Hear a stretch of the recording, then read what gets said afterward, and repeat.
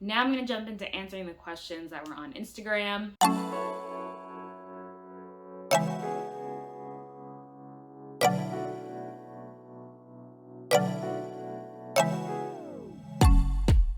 So there were a lot of questions asking specifically about pain.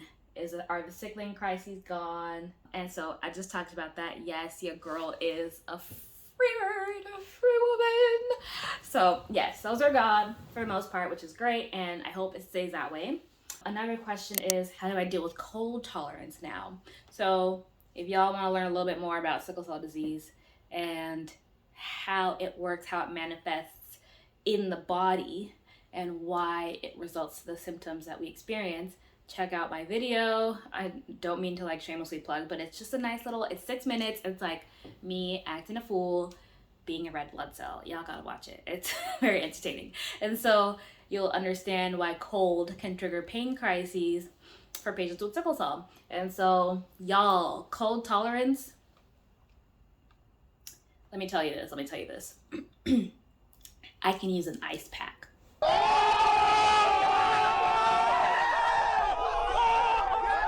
Like y'all, my sickle cell warriors will know how crazy that is, okay? That's straight up cray.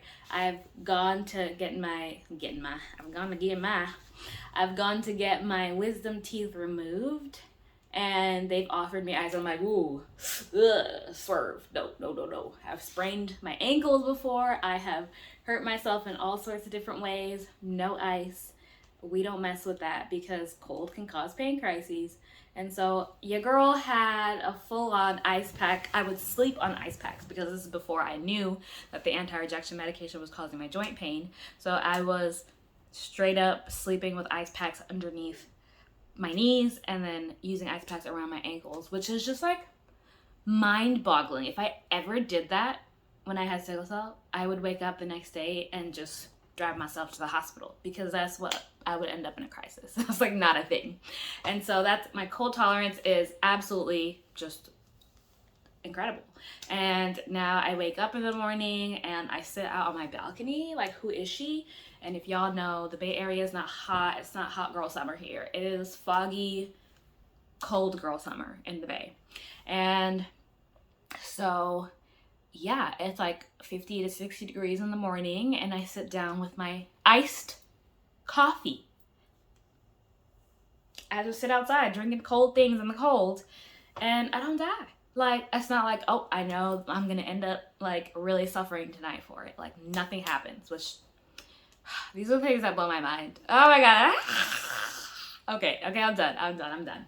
So I can handle cold. Okay, so the other question is the number of meds I take daily, the number of meds I'll continue having to take. Okay, so let me just quickly, oh, LOL, I think,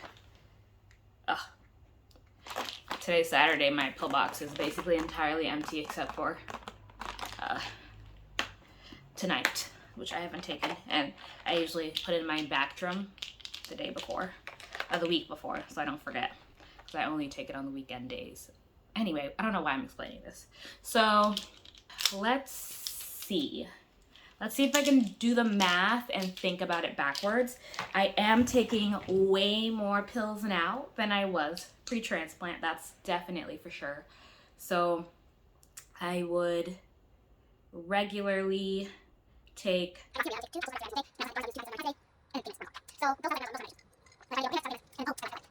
pre-transplant, not including the pain meds, I was on 2 capsules of hydroxyurea. I ended up stopping taking the Andari, so I won't include that. I was taking 12 capsules of gabapentin, so 4 capsules 3 times a day. And I was taking duloxetine at night. Yep, that was it. So 15 pills a day. Post-transplant, there are days where you take 15 pills in the morning, and that's just the first dose of the day, you know? So anywho, so now let's do some reverse engineering because I really don't feel like getting my pill. Oh my god! Okay, whoa, Nelly. See, this is why I don't mess with this pill box. I just leave it. I don't take it out unless I need it. But anywho, so now I am taking 2 capsules of mycophenolate mofetil 3 times a day. So that's 6 pills, plus acyclovir twice a day. So that's 8 pills, plus duloxetine 7, plus melatonin 8, plus 2-fluconazole 10, plus vitamin D 11, plus Colase 12. Yeah, that's it. I feel like I got all the heavy hitters. I got my antiviral, antifungal, anti-rejection. Yeah, 12 pills a day? That's not bad. Hold on, I gotta check. Keep them all in the same bag. Did I miss anything? I really don't think I did. And then Bactrim on the weekend, so I add 2 more pills. That's 14 pills. So that's not bad, actually.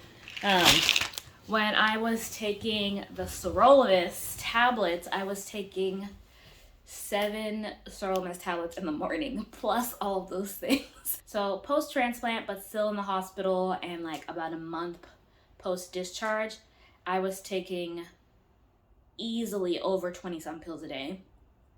Now I'm down to 14 pills a day at most, and that's exciting. So that is great, and I will need to be on the antiviral, the antifungal, the anti-rejection until I am completely done with this transplant process. So I have to basically get re-immunized, and until then I will keep all of those things, and slowly as I get immunized, slowly as my body starts to make its own white blood cells, as my body starts to rebuild its immune system, I can slowly take each of those meds away.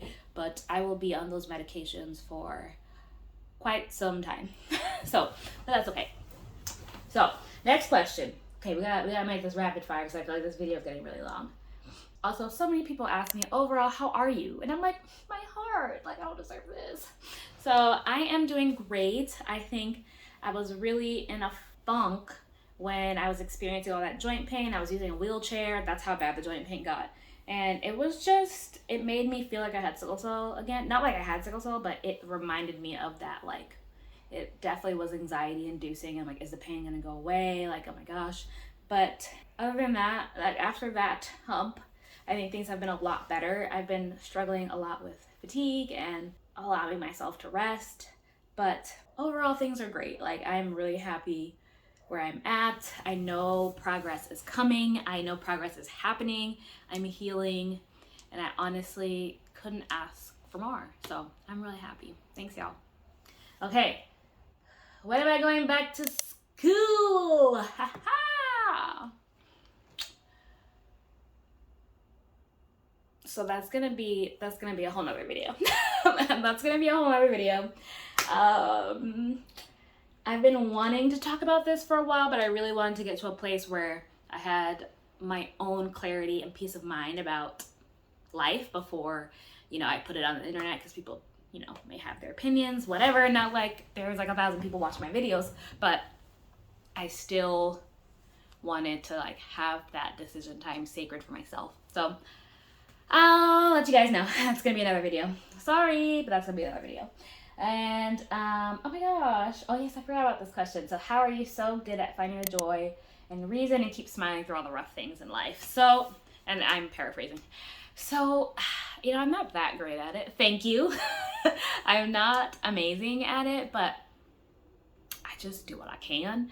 I feel like there's a shirt that I have, and it's a sickle cell shirt, and it's like, you don't know how strong you are until like strong is what you have to be. Like, I don't know.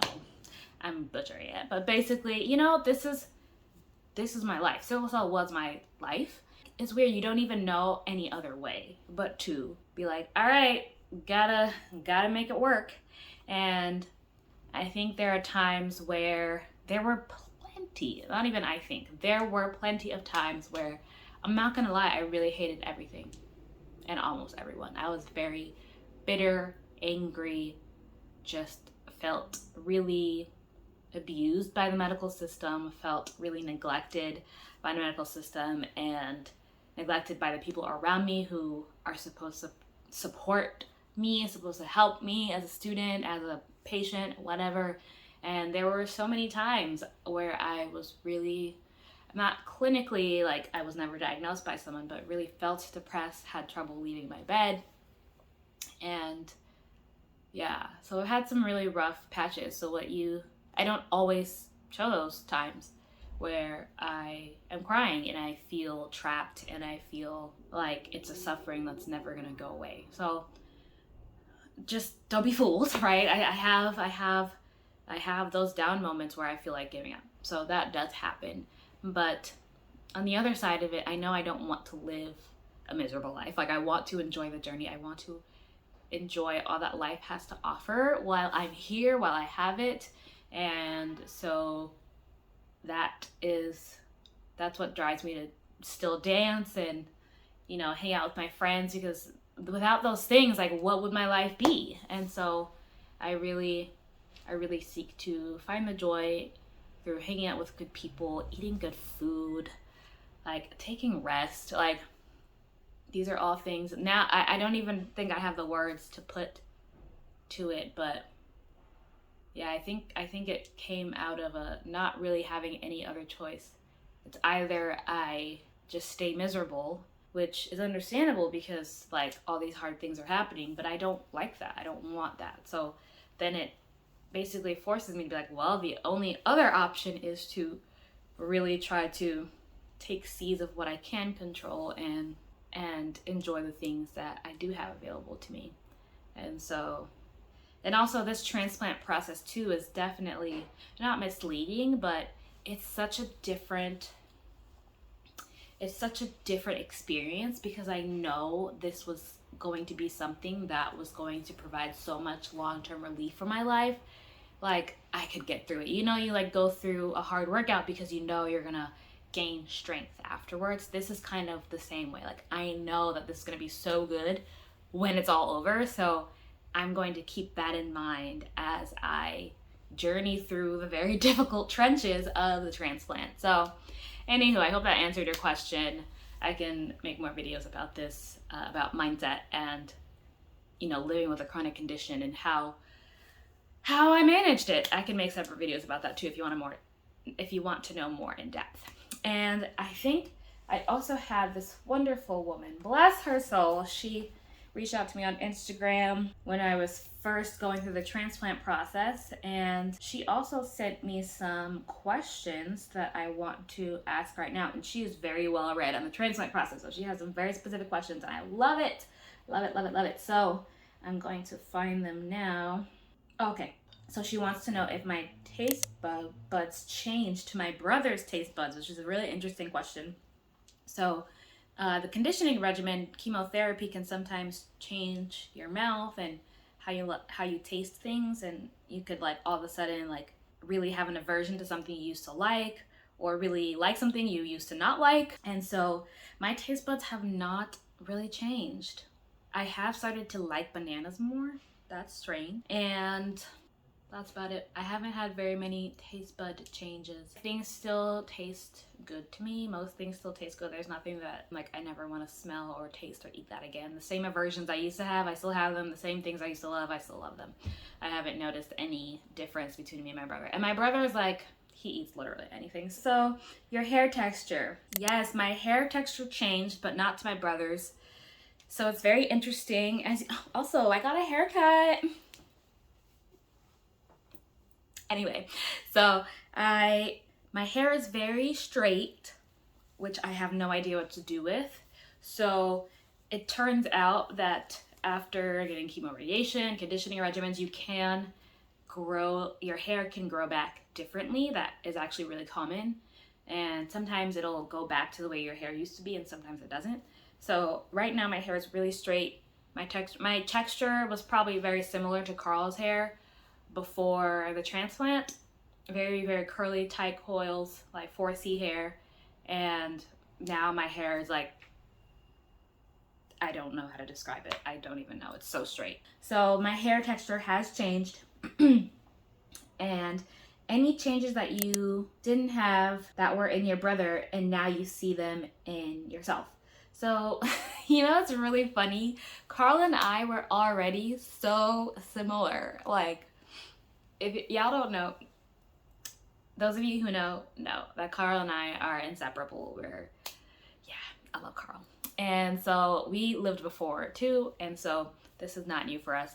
So we honestly are still the same. I'm still very similar to him, and that hasn't changed. And there is one thing though. He gets back knee, and I've gotten back knee a few times post-transplant, which is something I've never had. And so I don't know, but my skin was going through so much drama that I couldn't necessarily blame Carl. I was like, oh my gosh, you gave me the back knee genes. But yeah, I don't think that's how it works. But that's about it. And yeah, my skin has been crazy. It's finally getting better, so nothing to do with Carl. Yeah, so, and then she had some more questions. So also, did you have low appetite post-transplant, and how did you gain it back? So I definitely had, my appetite was not as voracious as it was pre-transplant. While I was in the hospital, I think a lot of the driving factors for my low appetite was the fact that I missed making food at home, and I missed eating food at home. I think that was a lot of it, and so I was like already not really excited to eat. And so then I would just like stick to my favorite things. And honestly, I had my 2 favorite meals at the hospital, and I got them every single day. After I figured it out, I tried a couple things. I was like, this is it. This is what we're eating.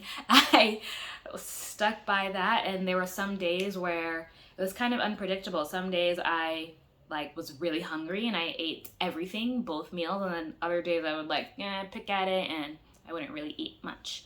I definitely lost a few kilos while I was in the hospital, but I wasn't too concerned because I had gained a lot of weight during COVID, during med school, and I had a very sedentary lifestyle. And so I wasn't concerned, and neither were my doctors. And it wasn't like so much weight loss that I was unhealthy or I needed nutrition through a feeding tube or anything like that. So it was okay.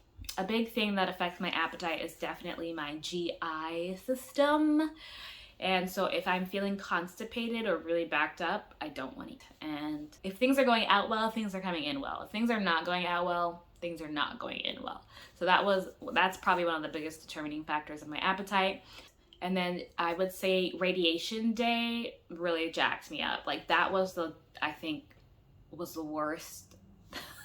Those were the worst days of my entire transplant process. Was the day I got radiation and the day after I got radiation. Just completely horrible. I was nauseous, and I think a little bit of that was because my ketamine dose was a little too high, so I was feeling all sorts of trippy. But otherwise, I would say my appetite has stayed decently well, and the way I combated low appetite was sticking to the things I liked. If I'm not in the mood for all these things, but I know I'm gonna eat these 3 things, I would have my brother buy all of those, several of those 3 things that I like to eat, and I would eat them. And I stopped exploring on the menu because I like the spaghetti with the meat sauce, I like the fries, I like the corn, I want butter and salt on it. There were things that I really liked, and so I just stuck to it, because if I started ordering things that I didn't know how it was going to come to me and I didn't want it, I wouldn't eat it. And so it's okay if you're a kid or you as a transplant patient are not excited about everything, but if you can just get anything down, I think that's a win. So that's how I approached any low appetite days. And I just told myself the appetite days are going to balance themselves out. Some days I have low appetite, some days I have high appetite, and overall it's balanced itself out. And your doctors will definitely jump in and do any interventions that are necessary if they see that the appetite is contributing to so much weight loss that it's not conducive to being healthy during the transplant. Okay, and then last question: have your blood work, your blood levels all gone back to normal? So to answer that question, they are getting there. So my hemoglobin pre-transplant was consistently around high 9, low 10. So I had pretty decent hemoglobin for a patient with sickle cell. And post-transplant, I found that my body struggled to make its own red blood cells and make its own hemoglobin. And so I would need transfusions every once in a while or every few weeks. But I haven't had a transfusion in since May or April. And so that's been really good. My hemoglobin now is consistently at high 8. and low 9s, and they haven't dropped since then. So I think that that's a good sign. That means my body is getting back to normal, but my hemoglobin has not been at a normal level, which would be around like 12. So hopefully I eventually get to 12. I have had a few days where I had hemoglobin of 12 or 13, and that was because I had received a transfusion, so it's kind of cheating. My ANC, which is my absolute neutrophil count, that has stayed in a low normal range the past few visits that I've had, so that's really great. My lymphocyte counts are still very, very low, but they are slowly increasing, so I have high hopes that things are going to get better. And those are all indicators of me fully engrafting my brother's donor cells and me starting to produce them, my body starting to produce them on their own. And so because I'm on immunosuppressants, obviously things like my lymphocytes and my neutrophils, we'd be concerned about those being low because I'm taking medications that kind of keep those down. But with time, hopefully my body will continue to produce the cells, and as we taper off the medication, there will be a beautiful balance and things will all work out. So my labs are not perfectly normal, but they definitely are coming to a place where they're more stable. I'm not getting these like dips and jumps and dips and jumps. And also my platelets have been normal for the past few visits, which is another blood level that can go down during the transplant process. So yeah, otherwise everything's pretty good. So I think those are all the questions that I got on Instagram. Thank you so much for asking those questions. I really appreciate it. If you want to check out my Instagram and see my stories, I have like a whole transplant journey on there, real-time transplant videos. I haven't quite yet edited the transplant content, but if you want to see more up-to-date things on my life on a regular basis, definitely check out my Instagram at @FrauDeShell. And yeah, that's all for today, folks. That's all for today. This is definitely longer than I anticipated, but I hope it was helpful. I'm definitely going to make more videos about transplant, the transplant process, so that if any of you are thinking about it, you can work through that decision process for yourself.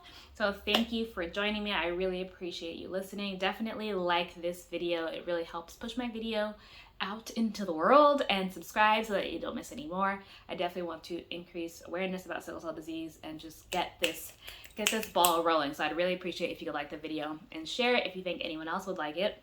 And let me know in the comments down below if you have any questions about the transplant process, sickle cell, any disease modifying medications, anything. Put it down in the comments below. And until next time, toodles!